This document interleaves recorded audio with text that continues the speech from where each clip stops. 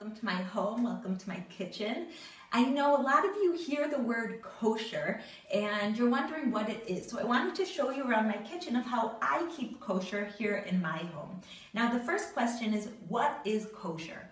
Kosher is the food outlined by the Torah that we are allowed to eat as Jews. That's how we look at it. That there are two things that we learn from the Torah that tells us what kosher is. One is the type of animal we are allowed to eat, and it has to have both split hooves and shuitz cud. So for example, a goat or a cow, but pigs don't have that, so pigs are not kosher. The second rule is separating milk and meat, that we learn that you can't cook an animal in its mother's milk. And so what we learn from that is that you can't eat milk and meat together.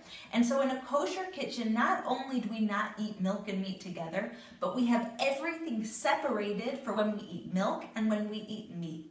You will never see, not only in the same recipe, milk and meat mixed together in a kosher dish, but you'll never even have a meal where on the same table there's milk and meat dishes, out of fear that maybe they'll be mixed together by accident.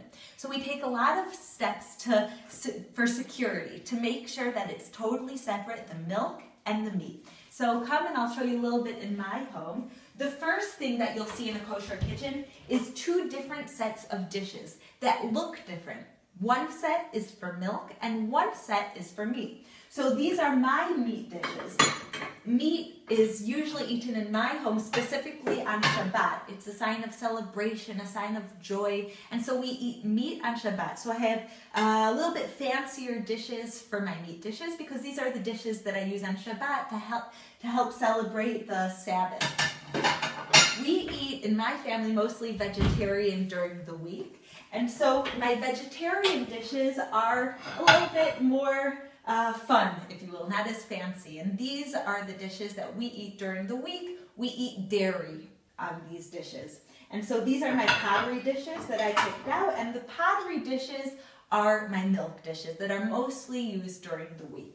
Now, there's a huge separation in the way that not only where they're placed, that they're not even placed in the same cabinet, but they look different. So that no one will come over and make a mistake and take one of the dairy dishes for a meat food, because then it wouldn't be a kosher dish. Now, on top of that, I have two different cutting boards that are different colors here. I have different silverware that look different, one for milk, one for meat, and I even have two sinks. And this isn't just me, most people who have a kosher kitchen have two sets of everything.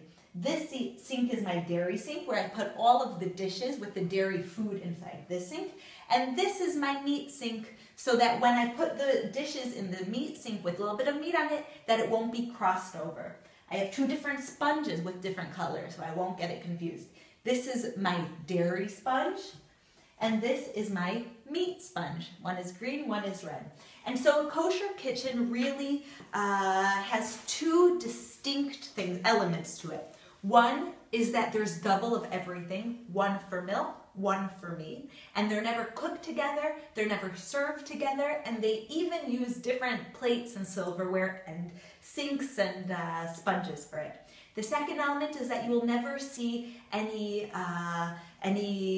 pig or any pork or any bacon, any animal that isn't kosher, I won't bring into my house. And so that is the way that I try to integrate spirituality and God's word into not only my heart, not only my Bible study, but into my actions, into my kitchen. So I hope you found this informative. I hope you enjoyed being welcomed into my home here in Israel. And until next time, God bless you.